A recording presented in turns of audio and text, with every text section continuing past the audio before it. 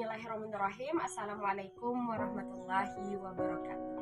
Sebelumnya izin memperkenalkan diri Ibu. Nama saya Fariza Mutiarani dengan NIM 211210067 dari kelas C semester 4 Prodi Pendidikan Agama Islam Fakultas Tarbiyah dan Tadris.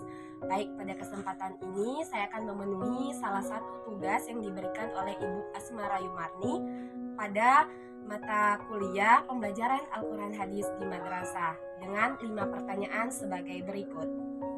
Pertama, apa yang dimaksud dengan konsep pembelajaran Al-Quran Hadis di madrasah? Jelaskan beserta contohnya. Nah, di balik kita mengetahui apa itu konsep pembelajaran Al-Quran Hadis di madrasah, bagaimana kita mengetahui mengenai Al-Quran dan hadis itu tersebut, bagaimana kita mengetahui apa itu arti, kemudian menafsirkan bagian-bagiannya, dan menghafal ayat-ayat tersebut sesuai dengan ikatan, baik itu di madrasah ibtidaiyah, madrasah sanawiyah, dan madrasah aliyah. Nah, contohnya bagaimana seorang siswa itu dapat menerapkan cara membaca huruf dengan tepat atau makhujul hurufnya dengan fasih, kemudian cara membedakannya dan bisa melafalkan dan menghafalnya dalam kehidupan sehari-hari. Yang kedua, itu bagaimana hubungan antara tujuan dan standar kompetensi lulusan dan berikan contohnya.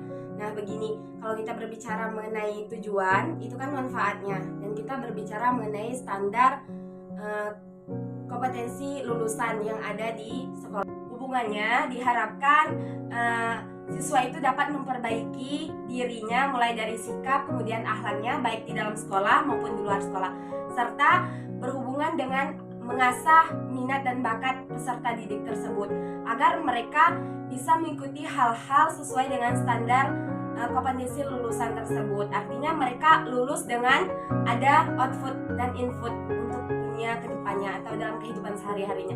Contohnya, misalnya di dalam kelas siswa itu bisa berbuat baik dengan sebayahnya, kemudian dia suka mengikuti perlombaan-perlombaan yang ada. Apa yang dilakukan Anda mengenai silabus pembelajaran Al-Quran Hadis di madrasah? Jelaskan dan berikan contoh. Nah, berkaitan dengan silabus itu kan sebagai pedoman. Nah, pedoman bagaimana seorang guru atau pendidik itu membuat rencana pelaksanaan pembelajaran atau bisa disebut dengan RPP. Nah, silabus ini menjadi pedoman bagaimana mengenai pembelajaran Al-Quran dan hadis. Bagaimana kita mengetahui apa itu Al-Quran dan apa itu hadis. Nah, kedua hal tersebut menjadi patokan kita sebagai pedoman hidup, bagaimana menjadi tuntunan atau arahan kita dalam menjalani hidup. Nah, bagaimana pembelajaran tersebut dapat terrealisasi di dalam kelas. Contohnya, bagaimana kita mengetahui mengenai Al-Quran tersebut dan pembagian hadis-hadis. Kemudian contohnya bagaimana seorang itu bisa melafalkan Al-Quran dengan baik, membaca sesuai dengan kaidah tajwid yang benar, dan membedakan hadis-hadis tersebut baik yang sahih, dhaif, dan sebagainya. Metode dan model yang membuat suatu pembelajaran. Nah, misalnya seperti ini. Kita melakukan suatu pembelajaran Al-Quran hadis di kelas, misalnya TMI pada kelas 4 MI. Nah, pada hari tersebut kita mengajar mengenai misalnya pengertian hari akhir. Nah, di dalam hal tersebut kita menjelaskan mengenai apa itu pengertian hari akhir, kemudian tanda-tandanya baik dari kiamat sugro maupun kubro, kemudian hikmahnya apa. Nah, di dalam hal tersebut kita membuat model games based learning, artinya games. Nah, gamesnya misalnya kita membacakan surah pendek, misalnya An-Nas, kemudian Al-Falaq. Nah, kita menggunakan stick S. Nah, cara bermainnya adalah kita estafet ke teman-teman sampingnya. Nah, barang siapa yang mendapatkan stick S tersebut pada akhir surah, itu dia akan menjawab pertanyaan yang ada di papan tulis. Dan ketiga tersebut menggunakan ada yang namanya papan spin. Bagaimana siapa yang stop di situ, dia akan menjelaskan mengenai materi tersebut. Nah, itu menggunakan metode tanya jawab. Kemudian mereka yang menjelaskan tersebut, teman-temannya memberi tanggapan. Apabila tanggapan tersebut efisien dan masuk akal, berarti pendapat mereka benar. Akan tetapi kalau tidak, mereka yang presentasi itu akan mendapatkan sanksi atau hukuman. Apa perbedaan sumber dan media pembelajaran, dan kemudian sebutkan hubungan antara sumber dan media pembelajaran. Nah, perbedaan antara sumber dan media. Sumber ini adalah bahan ajar atau fasilitas atau pedoman yang akan kita berikan kepada peserta didik atau sebagai acuan.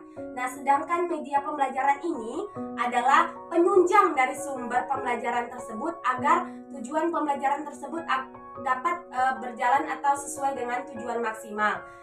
Contohnya misalnya sumber belajar tersebut dapat berupa misalnya kalau fisiknya adalah buku, kemudian modul, LKS dan sebagainya. Misalnya kalau bentuk fisiknya kita dapat reservasi atau observasi ke misalnya hutan mangrove, kemudian pantai, kemudian pasar dan sebagainya. Itu menjadi sumber pembelajaran. Kemudian kalau media pembelajarannya bagaimana misalnya hasil observasi kita ke pasar atau hasil observasi kita misalnya ke laut tersebut, kita analisis lagi dalam media pembelajaran. Misalnya media pembelajarannya dapat dalam bentuk video, kemudian diagram, kemudian film dan sebagainya.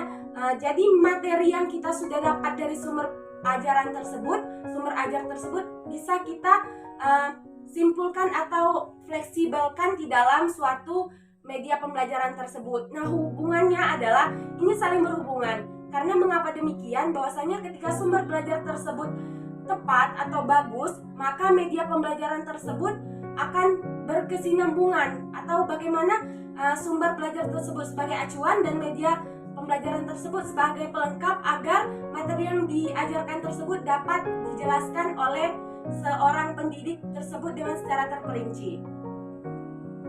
5 pertanyaan yang sudah saya jelaskan dan saya jabarkan, mungkin banyak kesalahan, baik itu dari kesalahan kata, dan kepada Allah saya memohon ampun, dan kepada semuanya saya meminta maaf atas kesalahan saya di dalam video ini. Sekian, terima kasih. Wassalamualaikum warahmatullahi wabarakatuh.